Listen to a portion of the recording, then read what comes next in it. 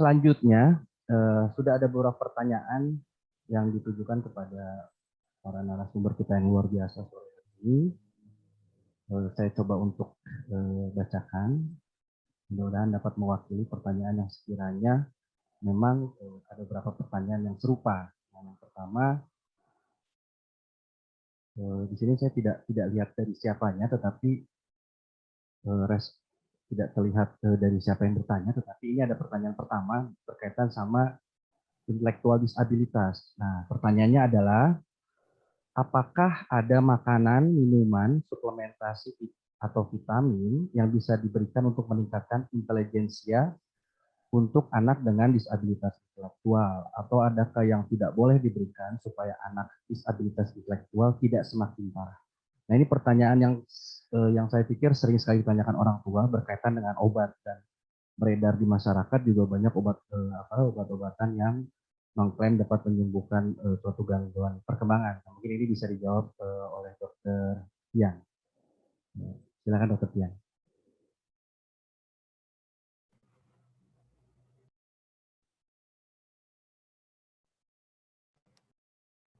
Ya, sudah ter-unmute ya.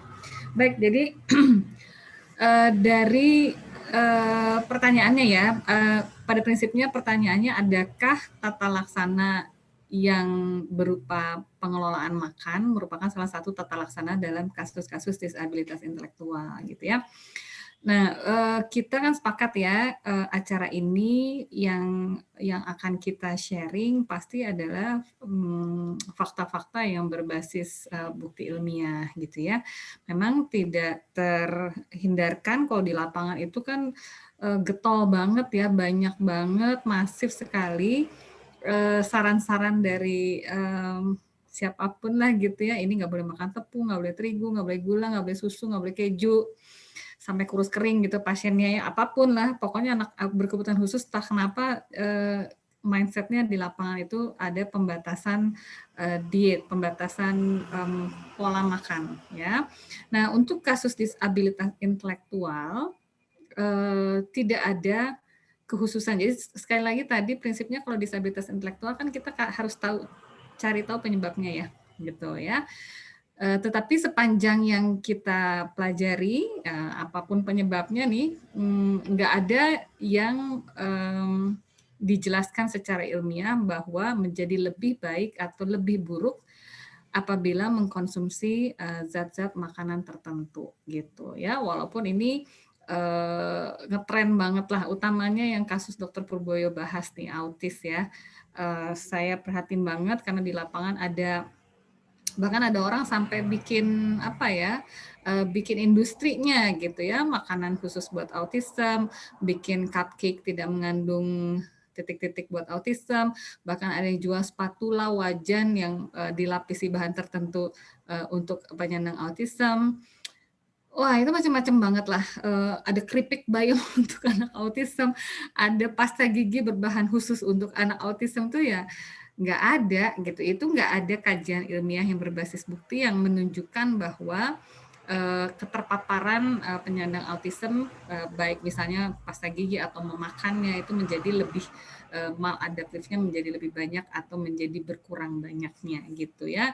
Dokter Purboyo juga tadi udah menjelaskan bagaimana mekanismenya, apa yang terjadi di dalam tubuh, dalam susunan saraf pusat, dalam metabolisme, dalam neurotransmitternya para penyandang autism. Pendekatannya jalan ceritanya udah jelas banget gitu, dan itu nggak ada jalur makanan gitu ya, nggak ada misalnya masuk gula dalam kadar sekian makan terjadi gini, nggak ada di dalam kajian ilmiahnya, tidak terbukti malah gitu ya. Jadi jawaban sederhananya sih memang enggak gitu. Tapi orang sering, tapi dok katanya itu gini, tapi dok anak saya bener loh kalau habis makan coklat dia tuh jadi kelihatannya nggak bisa diam. Tapi dok gitu ya. Nah nggak pakai tapi sih kalau di dunia yang saintifik ya, kita selalu merujuknya ke temuan saintifik. Nah, temuan kajian ilmiahnya tidak ada tuh Dokter Tovan. Ya, terima kasih Dokter Tian. Jadi memang tidak ada makanan khusus, tidak ada minuman khusus, tidak ada suplemen khusus, bahkan tidak ada vitamin khusus untuk intelektual disabilitas ya, Dok, ya. Iya. Nah, itu juga penting ya, Dokter Tovan. Ya. Ini banyak nih kasus yang dokter resepin apa aja deh gitu. Vitamin yang paling mahal ya dok, yang penting IQ-nya naik gitu. Ya, Itu juga ya. nggak berlaku seperti itu. Kalau kita mau menyarankan pola makan, pola diet adalah makan dengan menu yang terbaik, menu seimbang, kecukupan gizinya harus terpenuhi semua. Justru itu dok. Malah banyak kan kasus-kasus yang akhirnya kita bukan ngurusin DI-nya aja atau ngurusin autism aja, karena datang itu udah cengkring gitu loh, udah malnutrisi gitu. Dan orang tuanya ketakutan banget untuk kembali masuk ke menu normal gitu. Jadi dia sampai sampai bener ya dok, nah, sore ini mau saya kasih makan nasi nih. Bener ya dok, sore ini mau saya kasih susu nih. Dokter tanggung jawab ya gitu. Pokoknya saking nggak tahu tuh yang mereka pahami atau yakini itu tidak tepat gitu. Oke, jadi clear sekali dok. Jadi dari bukti ilmiah tidak ada yang membuktikan untuk Iya. treatment dalam bentuk obat-obatan bahkan kasih ya dok ya. Iya. Nah ini kita lanjut ke pertanyaan berikutnya dokter. Nah jadi ada pertanyaan ini, apa beda gejala anak autism dengan gangguan bahasa ekspresif? Lalu anak usia 20 bulan dengan interaksi yang baik, kontak mata baik, namun belum bisa menunjuk, tidak menengok kalau dipanggil, dan bahasanya masih babbling atau papap-papap. Nah, itu bagaimana?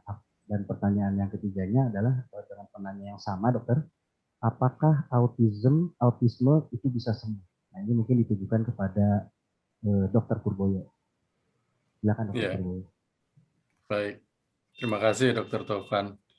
Memang kasus yang kemudian sering diagnosisnya overlapping adalah kasus yang keluhan dari orang tuanya seperti yang kita cerita tadi, termasuk yang dibahas Dokter Tian, terlambat bicara.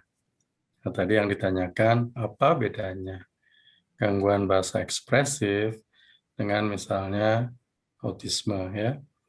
Nah, kita tahu dua-duanya gangguan berbahasa dan tentu harus kita lihat dengan baik. Gangguan berbahasa pada kedua yang kita lihat itu sama atau tidak. Siegel menyebutkan di dalam bukunya, dan bahkan kalau kita lihat ada buku bagus ditulisnya oleh Donald P. Gallo, diferensiasi dari autisme dan kasus-kasus lainnya. Mereka sebut apa? Disebut kalau menemukan kasus yang telat bicara itu, jadi sesungguhnya tidak hanya 2 kasus tadi nih yang mau kita bedakan ya. Jadi kalau menemukan di umur antara 2 sampai 4 tahun ya. Kalau buku baru saya lihat malah diperluas umurnya sampai 5 tahun. Hanya kalau saya inginnya ya tidak sampai ke umur 5 ya. Kalau udah sampai umur 5 sih nggak usah lagi kita bedakan, kan Dokter Tian udah bilang tadi, kalau umurnya 3 tahun lebih, kita nggak boleh ragu lagi antara terlambat dan terbelakang gitu ya. Nah, yang kemudian jadi sering overlapping itu di antara umur 2, saya persempit ya, di antara umur 2 sampai 3,5 atau 4, karena daerah di tahun itu disebut oleh para pakar tadi sebagai masa kritisnya membuat diagnosis yang gangguannya adalah gangguan bahasa. Padahal kalau dilihat dari aspek bahasanya yang terganggu, beda sekali. Kalau autisme itu kan gangguan bahasanya reseptif, ekspresif, campuran dia. Sudah juga campuran, masih ditambah lagi harus pakai dan. Kalau DSM-5 itu kan harus dan, gangguan bahasa atau komunikasi dan interaksi. Sehingga kalau kita lihat kasus yang ditanyakan lainnya ya, gangguan bahasa ekspresif. Gangguan bahasa ekspresif kan jelas. Judulnya juga gangguan bahasa ekspresif.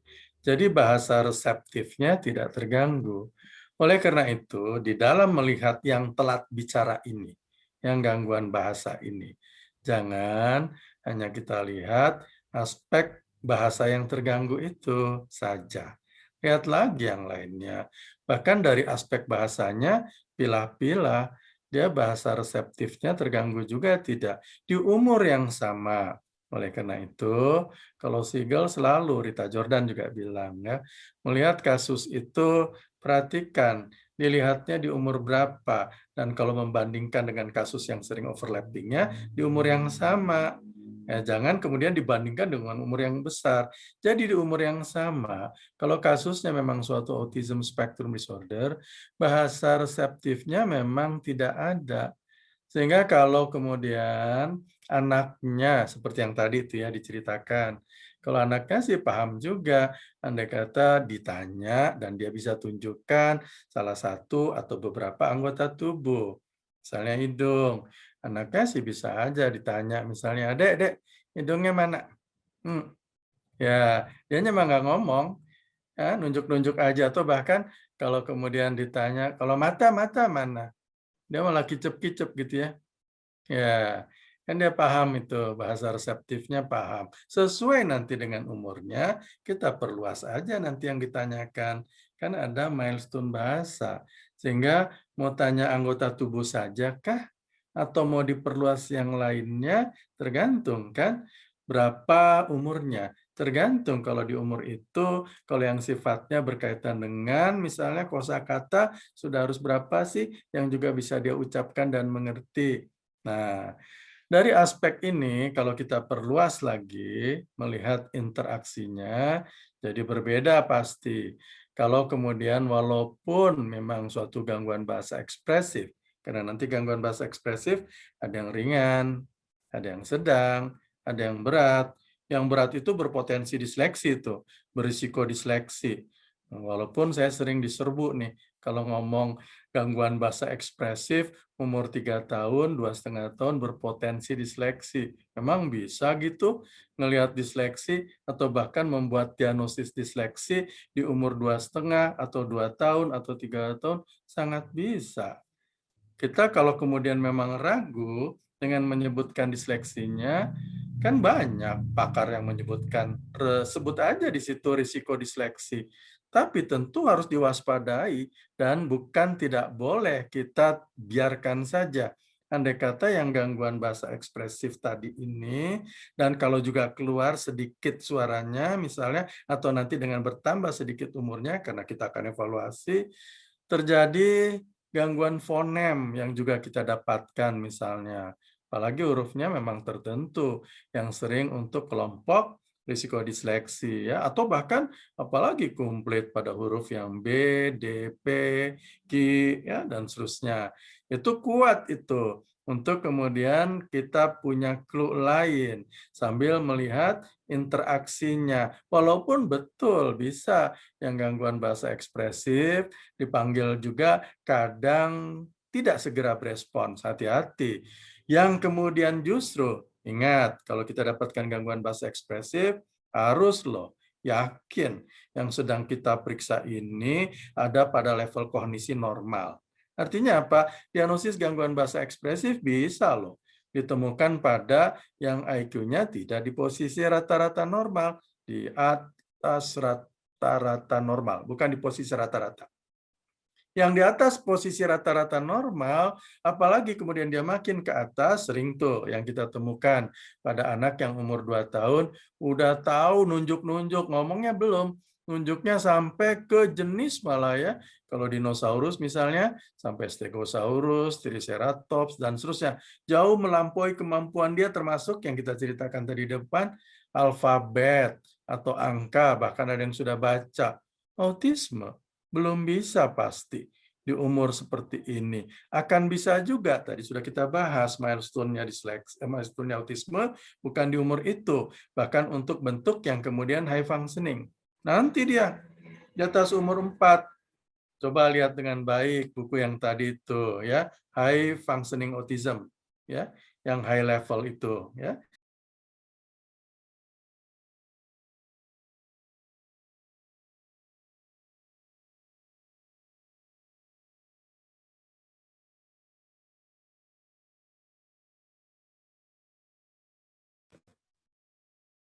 Atau kemudian misalnya suatu kasus gangguan bahasa ekspresif saja. Kan kita akan lihat kemampuan interaksinya juga, kita akan lihat bahkan nanti perilaku, ya, perilaku maladaptifnya.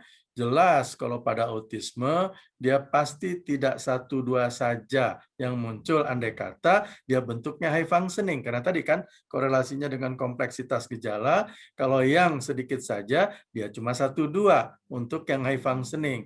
Jadi kalau kemudian dia cuma 1-2, pikiran kita, oh ini dia high functioning, kita masih lihat kan untuk gangguan interaksinya. Kombinasi-kombinasi dari yang kemudian kita lihat semua, itu bisa kita diferensiasi. Kasus yang sedang kita hadapi ini memang suatu gangguan bahasa ekspresif murni saja, gangguan bahasa ekspresif berisiko disleksi, gangguan bahasa ekspresif yang kemudian memang ringan, sedang, atau kemudian dia memang bukan gangguan bahasa ekspresif, tapi suatu autism spectrum disorder misalnya. Nah, kira-kira seperti itu. Nah, pertanyaan yang berkaitan dengan tunjuk tadi, jangan terpaku dengan kemudian harus, kalau autisme itu jelas tuh, kalau dia nggak bisa nunjuk pasti autisme. Tidak. Variasi-variasi gejala ini penting untuk kemudian kita gabung-gabungkan untuk dilihat dalam satu kesatuan. Oleh karena itu, kata kuncinya adalah pahami dengan baik, kemudian bukan hanya pahami ya, tapi kemudian memang lihat, bandingkan milestone untuk semua aspek perkembangannya pada kasus-kasus itu. Jangan hanya lihat milestone motoriknya, tapi lihat juga milestone perkembangan sosial, milestone kepandaiannya, dan kemudian juga milestone bahasanya. Sambil tadi kita cerita tuh, perhatikan juga walaupun susah nih, tapi kalau sering dilihat akan terbedakan apa fungsi eksekutifnya. Karena nanti fungsi eksekutifnya akan berbeda kalau kita lihat satu-satu. Aspek atensinya, working memorinya, effortnya, emosinya pasti berbeda. Dirangkumlah semua itu. Karena nanti kalau kita lihat ditambah lagi perilaku, beda pasti. Kalau autisme active but out, yang satunya bukan active but out. Jadi kesimpulannya, lihat dengan baik keseluruhan perkembangan, tidak hanya bahasa, bahasanya juga tidak hanya bahasa reseptif dan ekspresif, pisahkan mana bahasa reseptif ekspresif dan mana ekspresif saja. Semua area perkembangan dibandingkan dengan milestone, lihat perilaku, kemudian perhatikan fungsi eksekutifnya juga. Mungkin demikian, Dr. Taufan. Ya. Ya, terima kasih Dr. Purboyo. Jadi memang tadi catatannya di usia 2-4 tahun itu adalah usia yang sangat sering kritis sekali ya, overlapping. membedakan antara Ya. terutama di hal ini adalah gangguan bahasa ekspresif dengan autism yang seyogyanya adalah sebagai bagian dari gangguan bahasa reseptif dan Ya, betul. Jadi tidak hanya kita terpaku pada kemampuan berbahasa, namun juga dilihat Ya. dari perilaku, kognitif dan lain sebagainya. Nah, itu mungkin catatan penting buat kami. Namun Ya. saya pikir ada pertanyaan yang mungkin masih keterkaitan dengan overlapping, dokter. Nah, sekarang Ya, silakan. yang pertanyaannya adalah bagaimana membedakan antara autism dengan intelektual disabilitas yang kira-kiranya clue-nya bisa jadikan catatan buat kita membedakan Ya. apalagi di usia yang kritis tadi antara intelektual disabilitas dengan autism, dok. Mungkin itu. Ya. Itu, dok. Jadi disebutkan oleh Dr. Tian tadi, hati-hati memang disabilitas intelektual yang berat, sangat berat, bisa kita jumpai perilaku-perilaku autistik. Ya. Disebutnya autistic behavior. Catatannya, kalau pada disabilitas intelektual berat, perilaku autistiknya dia tidak lengkap. Sama kemudian seperti kalau kita dapatkan kasus autism spectrum disorder yang memang kalau bentuknya berat. Kan tadi Sigel nyebutkan ya, kalau bentuk berat, untuk autism spectrum disorder, dia pasti kompleks. Artinya apa? Kalau kita memang menemukan bentuk yang kemudian disabilitas intelektual sangat berat, ada dua bentuk nanti yang bisa kita temukan. Disabilitas intelektual berat atau sangat berat bisa dengan fenotip wajah yang normal saja. Bisa kemudian yang fenotip wajahnya memang kemudian berbeda ya. Dysmorphik kita lihat gitu. Nah, yang bentuk berat sangat berat sering beriringan misalnya dengan apa? Dengan droolingnya, dysmorphic dia. Tentu kita akan cari juga untuk lihat lingkar kepalanya seperti apa dan seterusnya. Baru kemudian telusuri tadi gejalanya. Artinya, kalau kemudian dia memang taruh yang paling sulit adalah mukanya normal saja. Tapi kemudian nggak ngerti apa-apa untuk diberi instruksi atau ditanya. Dan ada autistic behavior-nya. Autistic behavior-nya pun hanya misalnya clapping. Atau kemudian misalnya flapping. Atau yang sering di antara bentuk yang hampir sama adalah kemudian seperti body rocking. Ya. Tidak kita akan jumpai memang kalau disabilitas intelektual, kelompok disabilitas intelektual, berat atau sangat berat, dia muncul semua. Karena nanti setelah ini bisa kita pisahkan, kan kita akan diferensiasi lagi. Kalau ternyata dia sedikit dan dia normal saja nih ceritanya. Harusnya sih dia kelompok, kalau Sigel bilang, ini yang memang bentuknya high functioning harusnya ya, karena sedikit ya. Tapi kalau high functioning itu jelas nanti. Di dalam kemudian perjalanan terapinya itu, dia akan berkembang cepat untuk kemudian tereduksi dan tidak tereduksinya perilaku-perilaku maladaptif ini termasuk kemampuan reseptifnya. Plus sebetulnya kita juga bisa lihat kalau kemudian dia suatu bentuk disabilitas intelektual, dia sering lebih awal memang muncul untuk autistic behavior-nya dibandingkan kalau dia suatu kasusnya autism spectrum disorder karena munculnya dia agak lebih belakangan. Biasanya di kisaran 16 bulan, 18 bulan. Termasuk yang ketiga, tentu kalau disabilitas intelektual berat, sangat berat karena dia bukan kelompok gangguan interaksi yang memang murni gangguan interaksi, dia akan lebih baik tampilan untuk kita lihat aspek perkembangan yang berkaitan dengan sosial dibandingkan dengan kalau dia kasusnya suatu autism spectrum disorder. Dia masih akan lihat kita juga ya, walaupun seringnya misalnya seperti yang bengok. Ya, perbedaan-perbedaan itu kita perhatikan plus kalau juga kita akan lebih lihat lanjut lagi suara yang keluar. Suara yang keluar tentu kalau kasusnya autism spectrum disorder bentuknya bahasa planet bisa bergabung dengan misalnya tidak bahasa planet echolali atau kemudian humming yang keluar atau kemudian cuma keluar yang tidak akan atau berbeda dibandingkan kalau kita jumpai kasusnya suatu disabilitas intelektual berat. Ya, sekali lagi kita tidak lihat satu aspek saja, tapi melihat keseluruhan aspek tadi. Oleh karena itu tadi di awal saya cerita, saya sampaikan, lihat semua aspek perkembangan, lihat perilaku, lihat kemudian juga fungsi eksekutif. Ya, kira-kira seperti itu Dr. Toban. Ya, baik dokter. Jadi memang tadi intelektual disabilitas berat itu ya bisa disertai dismorfik atau tanpa dismorfik. Ya, betul sekali.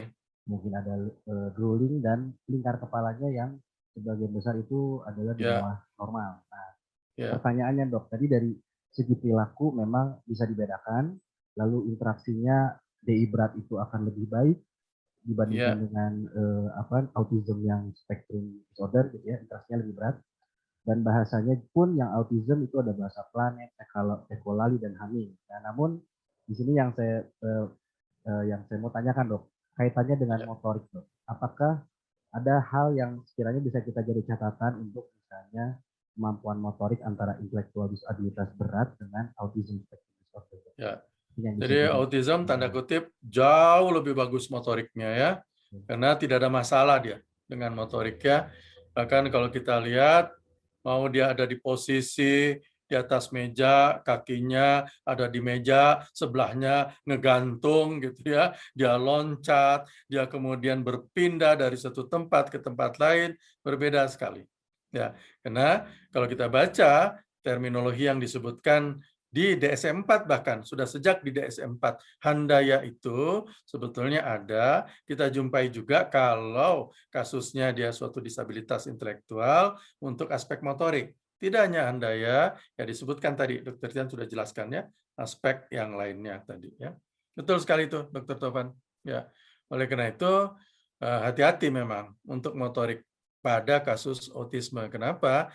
Karena kasus autisme Siegel kan, Lorna Wing, Gold juga menyebutkan, walaupun dia kemudian motoriknya bagus, seperti yang kita cerita tadi, pada usia yang kemudian besar, dia nggak gini lagi. Dia bukan kemudian jadi tidak diam sama seperti waktu kecil gitu ya. Usianya besar, dewasa, cenderung memang jadi tanda kutip, lebih diam. Gerakannya jadi kemudian nampak lebih lamban. Gerakannya nampak seperti yang kemudian ataksik.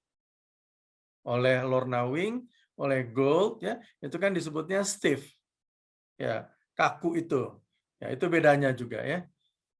Ya kira-kira seperti itu, ya digabung-gabungkan memang betul. Ya, baik dokter. Jadi memang penilaiannya harus komprehensif, ya, dok, ya. Tidak cuma Ya. dari berbahasa, area perilaku, interaksi, bahkan kita harus lihat secara klinis juga. Bahkan mungkin juga bisa dilihat dari riwayat prenatal atau natal atau Iya, postnatanya. betul Dok, ya. sekali. Ya, Nah, karena kan pasti kalau kita periksa tidak langsung periksa untuk aspek bahasa ya. Dokter Tian tadi sudah sebutkan ya, di anamnesis dulu yang baik ya, prematur atau term infant ya.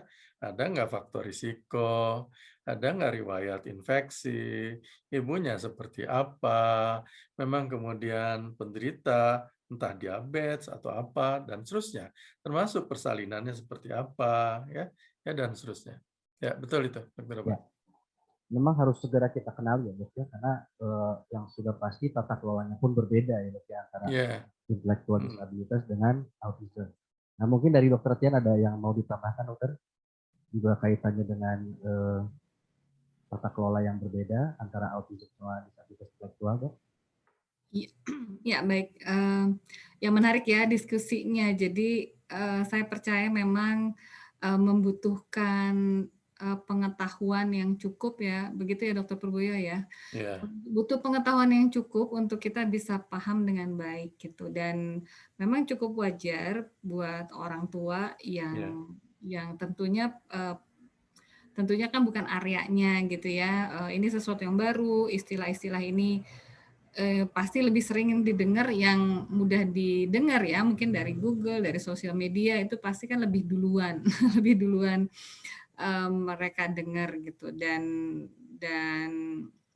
susah banget untuk memilih dan memilah mana sih yang ada kajian ilmiahnya gitu. Jadi memang ya kita memahami juga situasi tersebut. Namun jika kita memang sudah punya amanah anak-anak yang istimewa, anak-anak yang khusus ini, artinya memang kita sudah dapat tugas nih untuk memperkaya diri dengan pengetahuan, dengan pemahaman yang baik ya, untuk bisa bersegera melakukan hal yang terbaik buat anak-anak ini gitu ya. Dan untuk bisa melakukan yang terbaik berarti kan harus tahu banget gitu potret atau profil anak yang kita kelola ini seperti apa gitu. Itu penting banget. Jadi nggak bisa sih, nggak apa-apa deh, apa aja deh diagnosis. Buat saya sih label nggak penting, diagnosis nggak penting. Yang penting terapi aja. Ya emang nggak bisa kayak gitu. Emang nggak bisa kayak gitu, kayak tadi kan. Nggak apa-apa deh demam 5 hari, pokoknya dokter saya minta diobatin ya dok, sembuh. Padahal biasanya yang tahu-tahu depan dokter Tovan itu panas 5 hari, nggak taunya mau radang otak gitu, nggak bisa pulang, malah harus dirawat, mungkin besoknya masuk ICU. Ya kan nggak bisa cuma sekedar maksa dokternya ngeresepin obat gitu, nggak bisa gitu. Jadi memang harus punya keinginan, mau tahu diagnosisnya apa gitu ya. Nanti kalau sudah tahu diagnosisnya belum paham, ya harus tanya terus sampai paham. Harus cari informasi yang sumbernya merupakan kajian ilmiah yang valid ya. Kalau nggak ngerti memang harus banyak tanya, harus banyak baca dari sumber yang valid juga gitu ya. Biasanya menuju ke supaya bisa ikhlas, tadi kan dokter Purba bilang gitu, juga harus bisa terima ya, dan itu yang paling susah ya dokter ya, menerimanya itu loh gitu. Nah untuk kalau saya lihat sih biasanya orang tua itu sulit menerima karena memang pengetahuannya mungkin masih belum komprehensif, baru sepotong-sepotong gitu ya, ada rasa ya begitulah. Tapi yang ini gini, yang ini biasanya karena pengetahuan masih sepotong-sepotong, belum banyak, belum komprehensif, masih galau gitu ya. Dan memang itu normal aja, cuman kita berpesan kayaknya jangan kelamaan deh gitu ya, karena anak ini setiap hari umurnya nambah dan dia butuh dikembangkan sesegera mungkin gitu. Jadi bersegeralah mencari tahu anak kita tuh apa diagnosisnya ya, cari dari profesional yang baik, yang tepat, pelajari ilmunya ya, tanya dari sumber-sumber atau baca dari sumber-sumber yang baik. Kemudian bersegera untuk ikhlas ya, bersegera untuk move on. Move on itu kalau udah ikhlas ya udah ikuti saran profesionalnya apa ya, jangan kelamaan denialnya, jangan banyak ngeyelnya gitu ya, nanti nggak jalan-jalan ya.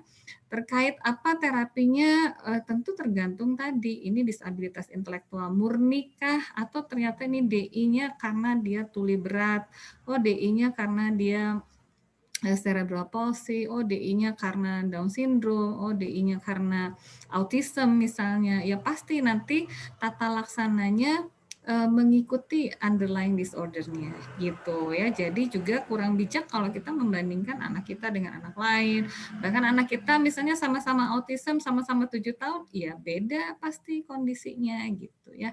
Mungkin itu Dr. Tovan, saya senang banget ada acara ini. Mudah-mudahan banyak yang mendapatkan tambahan pengetahuan ya, mudah-mudahan seperti itu, dan membawa action yang lebih tepat gitu ya. Jadi jangan lagi pusing, bersegera mengikuti saran dari profesional. Demikian Dr. Tovan.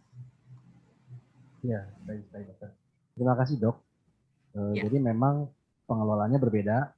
Yang paling utama itu adalah kita ketahui dulu diagnosisnya. Baru kita akan menuju ke program berikutnya gitu ya dok ya. Tapi memang diagnosis itu jangan terlalu berlama-lama karena memang usia itu makin lama makin bertambah ya dok. Kita khawatirnya melampaui masa kritis tadi. Iya betul. Kita lanjut ke pertanyaan berikutnya dok. Jadi ada pertanyaan ini mungkin masih dengan kaitan dengan Dr. Tian atau dengan Dr. Tiboyo. Jadi pertanyaannya adalah mulai usia berapa anak bisa dilakukan tes IQ? Nah, apakah ada prasyarat kemampuan yang harus anak mulai sebelum tes IQ? Dan kemudian evaluasinya per berapa lama? Nah, itu yang pertanyaan. Saya coba sambungkan dengan pertanyaan yang berikutnya yang sekiranya kurang lebih berkaitan, dok. Lalu ini ya, jadi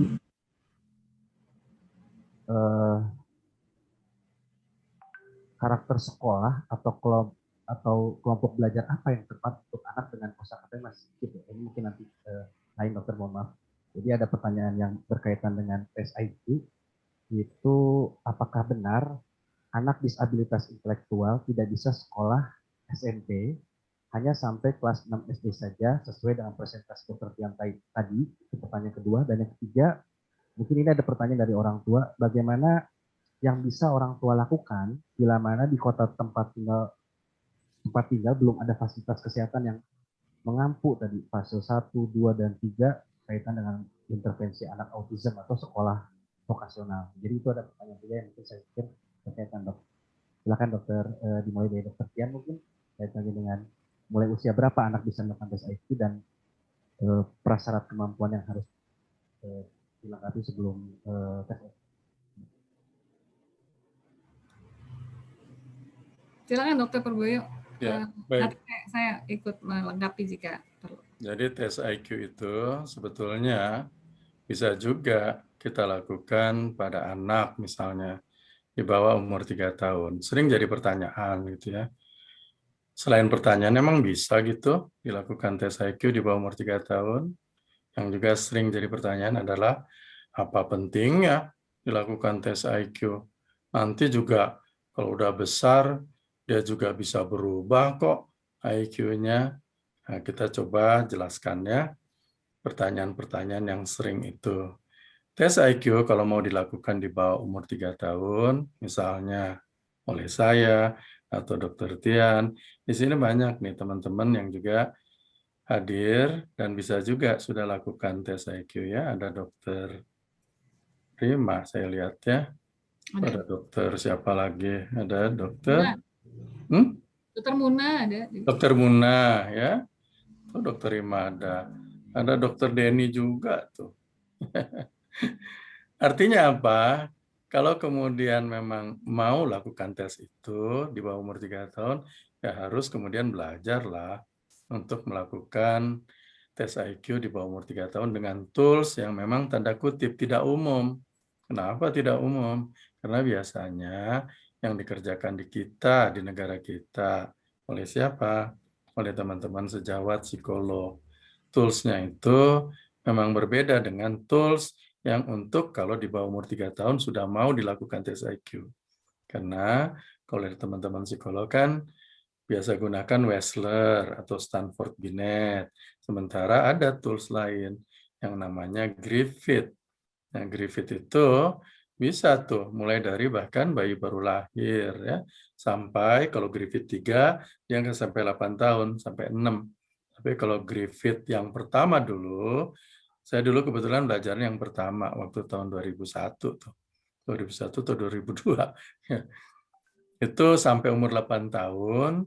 Dan memang kalau kita lakukan dengan tes Griffith, yang dites itu jadi agak berbeda dibandingkan dengan Wechsler dan Stanford Binet. Karena yang dilihat itu kalau GMDS yang pertama dulu Griffith Mental Development Scale, itu 6.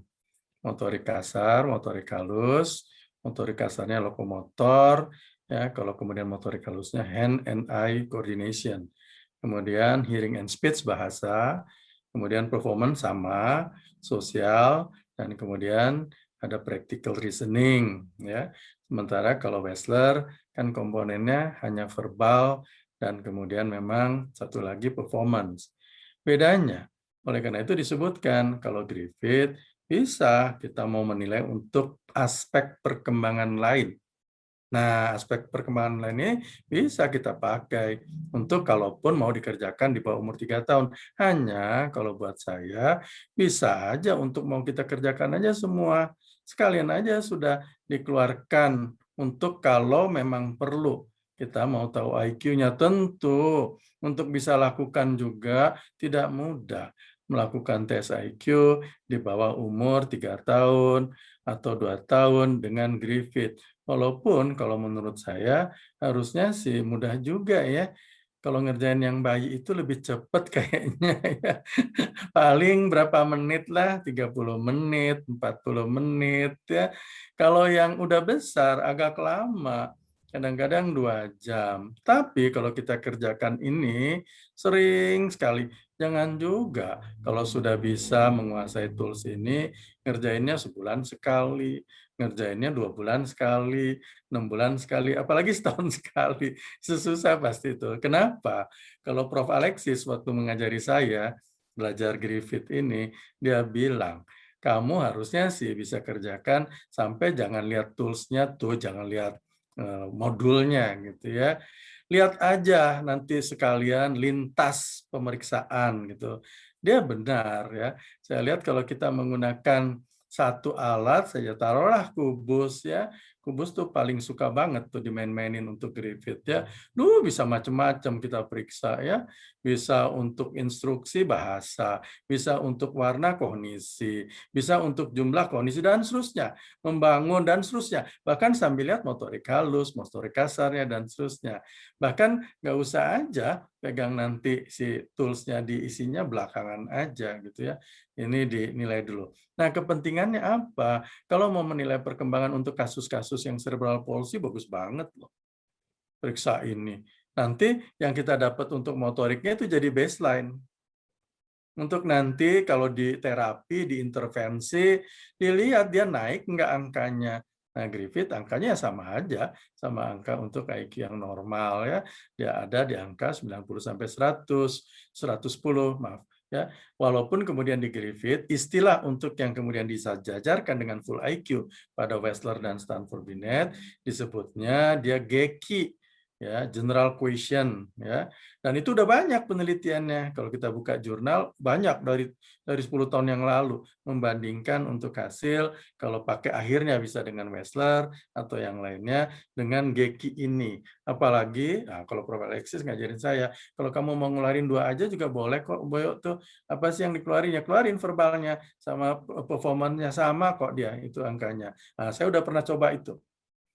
Bukan pernah, malah sering sekali mencoba itu ya. Dia sama. Artinya apa? Dia memang bisa digunakan untuk kita menilai tidak hanya aspek yang berkaitan dengan IQ itu ya, tapi untuk semua aspek perkembangan tadi. Jadi, kegunaannya itu bisa untuk menilai perkembangan pada tools Griffith ya. Atau kemudian untuk tes IQ, hanya yang untuk tes IQ itu tergantung kepentingannya kita untuk apa. Karena kalau saya juga misalnya menemukan kasus umurnya 2,5 tahun, mau dites IQ, autisme kasusnya, low functioning, luar biasa gitu ya, dia kemudian perilakunya, ya enggak juga lah, nggak usah dites IQ. Kan kita sudah punya perkiraan, ini jangan-jangan low functioning. Low functioning yang di mana? Kan sudah juga melihat dengan milestone-nya ya. Sehingga tadi dokter Tian udah cerita tuh, kalau di posisi ini bandingkan kesenjangannya berapa bulan, kira-kira ada di angka mana ya.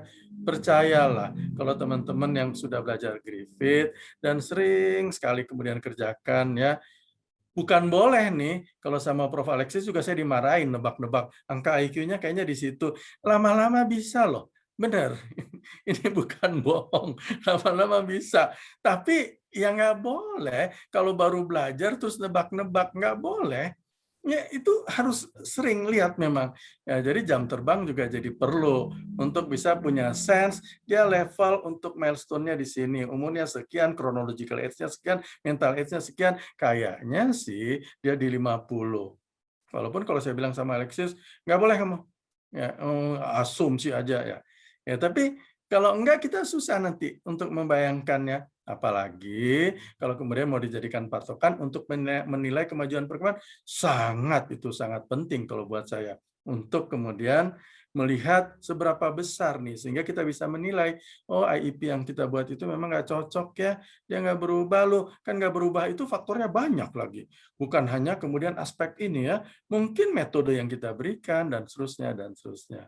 Ya, kira-kira seperti itu, Dr. Taufan. Ya.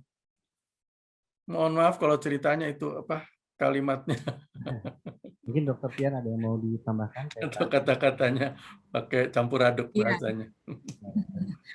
Iya, jadi tadi melengkapi aja sih ya. Jadi pada prinsipnya sekali lagi kalau kita melakukan tes IQ di usia kecil ya, sebetulnya kebanyakan adalah untuk mengambil data awal atau baseline measurement baseline. tadi cerita ya. Jadi bisa jadi misalnya anak ini katakanlah gangguan bahasa ekspresif gitu, umurnya 20 bulan.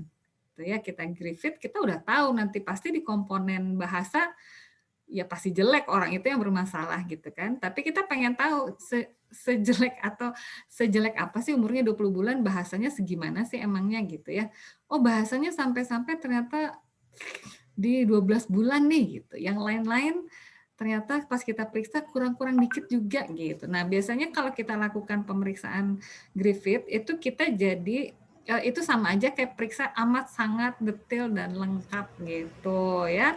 Jadi lebih melihat kepada usia mental. Nah, gitu. Usia mental di bahasa dia di berapa bulan sih? Di motorik berapa sih? Oh, ternyata yang dikeluhkan bahasa, tapi pas diperiksa ternyata ini kurang dikit. Oh, yang ininya bagus gitu ya. Jadi bukan karena keisengan semua pasien harus diketahui IQ-nya gitu. Karena secara klinis kalau kita yang udah biasa memeriksa perkembangan anak, tadi seperti Dokter Purboy bilang, secara klinis harusnya kita punya ketajaman tertentu untuk melihat paling tidak pasien ini sebetulnya IQ-nya rata-rata atau di bawah atau di atas rata-rata. Biasanya sampai situ aja sih klinikus yang sehari-hari bergerak di bidang ini tentu sudah tahu, sudah bisa bisa memahami ya dari klinis saja gitu. Itu satu. Jadi untuk baseline measurement ya. Kemudian prasyaratnya apa untuk kita bisa lakukan tes IQ. Nah, ini juga penting. Jadi karena baseline measurement biasanya nggak pakai syarat-syarat ya, pokoknya kita periksa aslinya kayak gimana itu yang kita catat gitu ya. Oh, anaknya ternyata disuruh misalnya suruh susun kubus malah dilempar gitu kan, berarti kan dia fail, nggak bisa lakukan susun kubus. Bahwa melakukan susun kubusnya tidak terjadi itu karena nggak bisa, karena nggak mau, karena nggak paham instruksi, ya kita catat ya, kita punya seperti yang tadi itu kan karena assessment ya, itu karena kita pengen tahu gitu. Nah, itu kita catat gitu. Dan kalau misalnya menurut kita itu karena dia nggak bisa, berarti kan itu informasi tersebut jadi penting ya. Oh, kok harusnya udah bisa tapi dia nggak bisa. Oh, ternyata dia banting-banting kubusnya bukan karena nggak bisa, tapi emang nggak mau aja gitu. Itu kan jadi catatan juga. Oh, berarti ada sesuatu nih isu perilakunya dan seterusnya. Jadi kalau untuk pengambilan data baseline nggak pakai syarat-syarat ya. Ya pokoknya itu semua namanya assessment, kita lakukan pakai Griffith, kita lakukan pemeriksaan lengkap dan memang bisa saja kita keluarkan angkanya gitu ya. Tapi seringkali itu nggak kita share juga ke orang tua kalau yang di awal gitu, karena nanti orang tua ya suka masih bingung ya memaknainya, malah salah persepsi nanti gitu ya, malah down misalnya gitu ya. Jadi kita secara situasional kita lihat bagaimana kita melakukan sharing hasil pemeriksaan Griffith yang awal gitu ya. Nah, kemudian kapan kita ulang lagi tes IQ-nya? Ya sekali lagi tujuannya apa? Kalau tujuannya mau evaluasi, nah kayak tadi pasiennya 20 bulan gangguan bahasa ekspresif misalnya, atau GDD misalnya ya, kita lakukan terapi kan, kita lakukan terapi, bisa jadi 6 bulan kemudian, paling cepat karena diulangnya 6 bulan ya, bisa jadi 6 bulan kemudian atau 9 bulan kemudian kita lakukan pemeriksaan dengan tools yang sama lagi gitu ya, dengan si Griffith lagi misalnya. Lalu kita di situ bisa lihat katakanlah gangguan bahasa ekspresif, berarti yang tadinya umur 20 bulan kemampuannya kayak 12 bulan, harusnya kalau 6 bulan lagi kan umurnya jadi 26 bulan nih. Pengennya kita kalau dia GBE, pengennya kita dia sekarang kemampuan bahasanya udah deket-deket 26 bulan dong. Barangkali belum sampai persis ya, tapi udah deket banget sama 26 bulan karena kan gangguan bahasa ekspresif itu nggak boleh ada gangguan kognisi gitu ya. Itu buat evaluasi kita, misalnya oh ternyata udah maju banget nih, selisihnya sekarang tinggal 2 bulan gitu, atau misalnya kok majunya nggak seperti yang kita harapkan ya, kita periksa lagi apa nih yang menyebabkan nggak maju. Oh ternyata terapinya tidak intensif, terapinya disuruhnya 3 kali seminggu, datangnya 3 minggu sekali, itu juga banyak alasan misalnya. Oh ternyata ada komorbid perilaku yang perlu dikelola lebih prioritas misalnya gitu ya. Jadi kalau kapan diulang paling cepat 6 bulan, tapi harus ada tujuannya. Diulang tuh mau ngapain? Jangan nggak ada tujuan gitu atau iseng-iseng, pokoknya semua harus ada IQ-nya, nggak gitu juga gitu. Ada tujuan nih kita lakukan tes perkembangan itu gitu ya. Nah, memang kapan kita anggap confirm biasanya kalau ada anak-anak dengan ada kekhususan seperti itu, biasanya sepanjang masih ada kekhususan yang kita kelola, jadi masih dalam terapi gitu ya, kita belum menganggap hasilnya confirm gitu ya. Jadi misalnya dia makin hari makin baik, misalnya udah Griffith yang kedua makin baik ya, tapi masih terus perlu diterapi nih, berarti karena belum selesai, misalnya masih perlu terapi bicara lah, atau masih perlu terapi perilakunya diterusin, ya berarti angka yang kita dapat terakhir itu masih belum confirm gitu, karena kan masih ada faktor perancu yang sedang dikelola. Nah, kita anggap sudah confirm itu kalau udah nggak ada faktor perancu, ya apalagi usianya sudah di atas 3 tahun, apalagi di atas 5 tahun, biasanya itu sudah confirm seperti itu ya. Kemudian jadi kalau kita baca tes IQ apapun ya, Griffith kah, Wechsler kah, biasanya para asesornya itu akan menuliskan kondisi pada saat pengambilan data gitu ya, harusnya seperti itu gitu, apakah anaknya kooperatif atau tidak kooperatif, atau misalnya tidak dilakukan karena apa dan seterusnya itu harusnya dilaporkan harusnya ya, tapi ya mungkin nggak semua orang melakukan hal tersebut, supaya kita tahu hasil ini sebetulnya merupakan hasil yang valid atau enggak gitu ya. Dan sekali lagi harus ditulis tujuannya buat apa gitu. Udah tahu misalnya gini, udah tahu anaknya nggak ngomong, udah tahu anaknya masih banting-banting bareng, apa yang dites Griffith pasti hasilnya nggak valid. Emang bukan itu, emang bukan IQ itu yang dicari, tapi kita mau ngukur saat ini pas dia datang lagi kayak gimana sih capaian dia gitu. Jadi kita punya data yang objektif. Kira-kira seperti itu yang mesti dipahami ya, apa tujuannya, maknanya. Jangan merasa bahwa apa-apa harus dites IQ segala-galanya. Enggak, IQ itu kompilasi dari seluruh capaian perkembangan kita anak-anak ya. Bahkan makin dewasa kita, banyak sekali hal-hal yang bisa dicapai orang dewasa yang nggak bisa diukur di tes IQ. Ya, misalnya ada seorang individu remaja atau dewasa yang karya artnya, karya gambarnya itu anaknya misalnya umurnya 13 tahun, tapi karya gambarnya itu bikin melongo para dosen-dosen seni rupa di ITB misalnya gitu ya. Mereka nggak nyangka kalau ini lukisannya anak umur 12 tahun. Tapi pas dites IQ anaknya susah banget untuk pertanyaan-pertanyaan tertentu, nggak paham-paham ya. Ini kasusnya disleksi misalnya. Bisa jadi pas diukur dengan alat ukur tes IQ tertentu, karena dia ada keterbatasan dalam menyampaikan ide, pikiran, perasaan secara komprehensif, secara baik, bisa jadi fail, bisa jadi keluar angkanya nggak di 90, mungkin 88, mungkin borderline gitu ya. Tapi kita secara klinis tahu anak ini nggak borderline. Anak ini disleksi, ya, dan keluar biasaannya tidak bisa diukur pakai tools, yang keukur adalah hambatannya gitu ya. Emang nggak sesederhana itu kita bicara tentang kecerdasan, tes IQ gitu ya Dokter Purboyo ya. Nggak seperti segampang itu baca 88, borderline, 70 ini, nggak gitu sih sebenarnya gitu ya. Cukup membutuhkan prior knowledge yang cukup komprehensif ya. Nah, terkait pertanyaan tadi, apakah benar emang DI itu nggak bisa sekolah sama sekali, misalnya kayak tadi ya, Dr. Tovan tadi sempat uraikan pertanyaan tersebut ya dok ya. Jadi yang kami sampaikan adalah laporan dari penelitian ya di tahun tersebut, tahun 98 dari kami Nerkohan. Dan kemudian tadi saya menyebutkan bahwa saya sebagai praktisi gitu ya, bahkan saya melihatnya ini pas banget, dan mengingat sekarang tantangan akademis itu jauh lebih susah dibandingkan tahun 98 ya. Makanya tadi saya bilang borderline itu sangat tertatih-tatih kalau untuk sampai kelas 6 SD gitu ya. Dan saya selalu menambahkan, lihat kita nanganin borderline-nya yang umur berapa nih? Yang skornya berapa? Yang 70 kah? 75, 80, 88, karena itu berbeda sekali klinisnya. Berbeda sekali kemampuannya sebenarnya. Cuma dalam penelitian dikelompokkannya dengan margin itu 70, 89. 55, 69 seperti itu. Nggak ada penelitian yang bilang ya itu tadi, kalau yang 70 kayak gimana, 71, 72 itu nggak ada yang begitu kan. Jadi secara klinis kita betul-betul melihat profil yang juga margin klinisnya juga lebar, sama-sama borderline, tapi bisa jadi underlying disordernya berbeda, ya kan, support lingkungannya beda, bagaimana dia dibesarkan itu beda, tentu nanti hasilnya juga jadi beda. Gitu ya.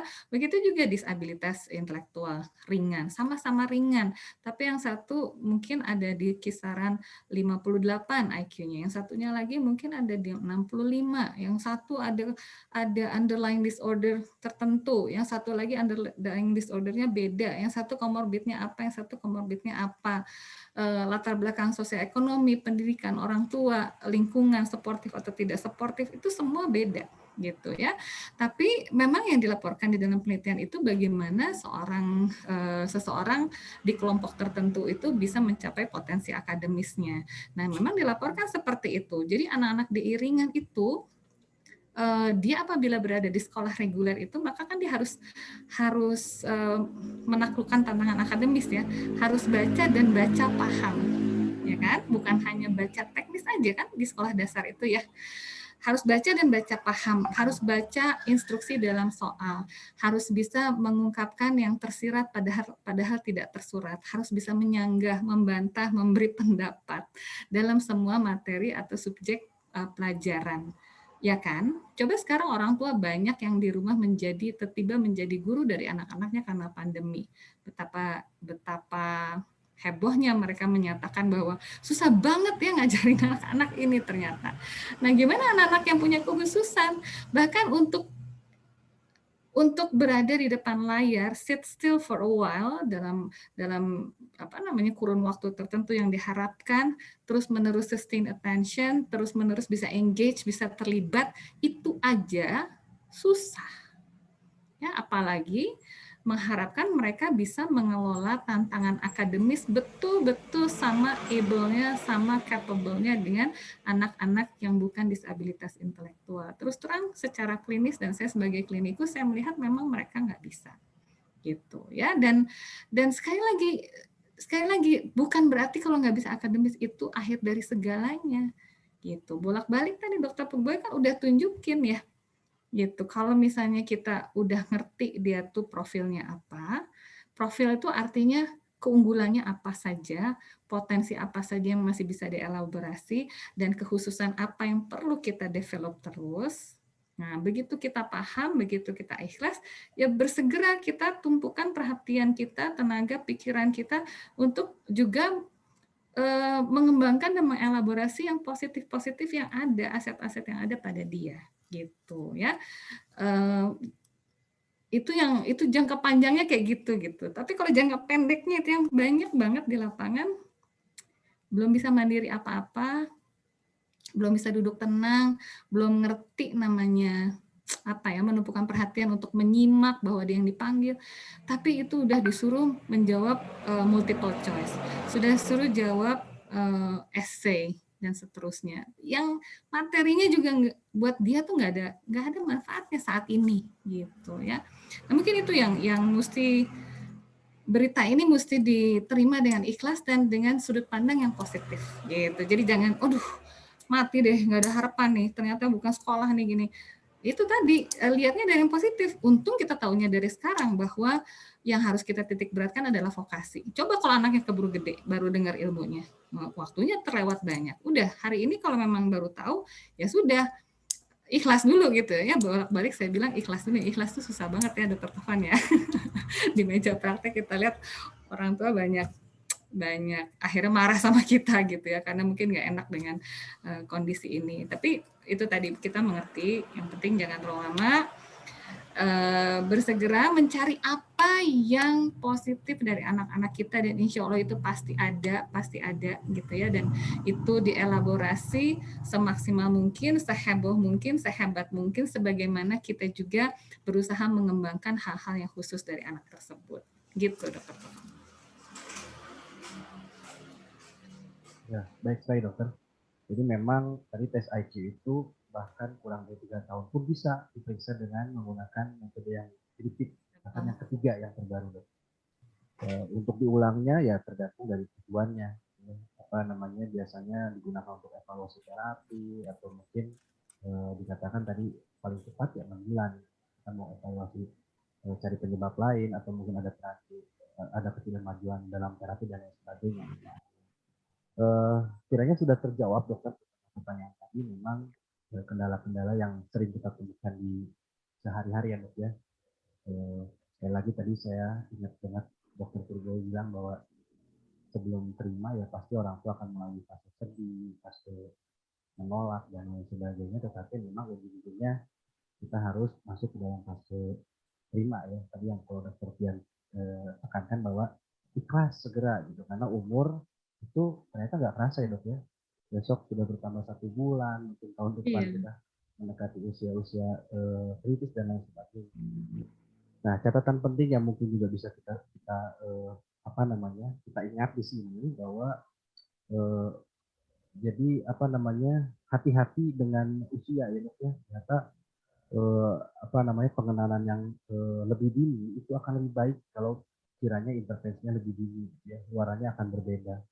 Setiap gangguan perkembangan baik itu autism, gangguan stabilitas, disleksia dan lain sebagainya pun tata kelolanya berbeda. Artinya memang diagnosisnya harus benar-benar dulu gitu ya, khususnya oleh profesional yang memang berbasis bukti gitu ya, yang tidak cuma kata tetangga, kata ini, kata blog gitu ya, blogspot dan lain sebagainya. Jadi itu mungkin yang harus kita ingat-ingat gitu ya. Nah, yang terakhir dok, sebenarnya ini pertanyaan masih banyak, tetapi memang waktu pula yang tidak mengizinkan dok. Saya yakin kalau ini semuanya kalau kita teruskan mungkin akan seperti hajatan dok 2 Ya. 2 hari 2 malam ini tidak akan selesai. Terima kasih kepada Dokter Purboyo dan Dokter Dian, ini luar biasa sekali. Kembali. Mungkin apa namanya, untuk pertanyaan-pertanyaan yang belum sempat kita jawab kami jawab apa dokter narasumber jawab di kesempatan ini, mungkin kita akan coba untuk jawab di media sosial, nanti mungkin Oh saya ya, oke. diskusikan dengan Dokter Dian dan Dokter Purboyo. Lalu juga kami dari MDP Center Cirebon mohon dukungan dan tetap bimbingannya dari Dokter Purboyo dan Dokter Dian bahwa di bulan Juli ini insya Allah dok kita mau buka kelas layanan dok. Nah ini mungkin kita akan banyak perlu bimbingan dan perlu masukannya karena ini hal yang baru bahkan dikatakan. Tadi ada beberapa pertanyaan juga yang menanyakan masalah bagaimana sekolah gitu.